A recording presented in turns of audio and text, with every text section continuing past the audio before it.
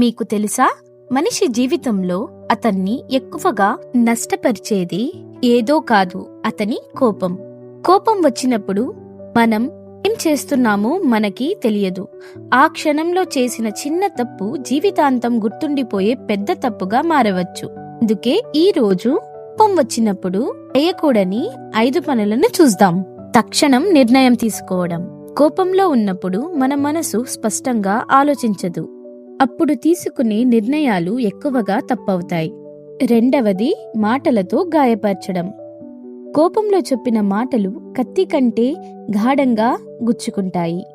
ఆ మాటల గాయం మానదు.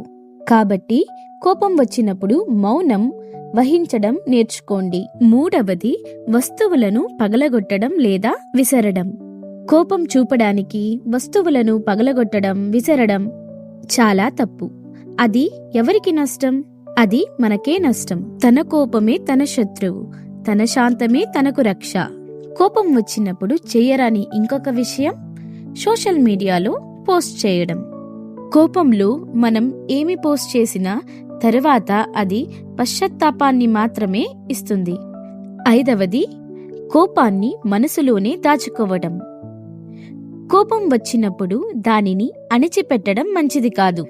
దాని బదులు ప్రశాంతంగా మాట్లాడండి. కోపం తగ్గిన తర్వాత మాత్రమే స్పందించండి. కోపం సహజం, కానీ దాన్ని నియంత్రించడం నేర్చుకునేవాడే నిజమైన బలవంతుడు. ఎందుకంటే కోపం మన శక్తిని మాత్రమే కాదు, మన సమతుల్యాన్ని కూడా తీసేస్తుంది. మనస్సును నియంత్రించండి, జీవితాన్ని గెలుచుకోండి.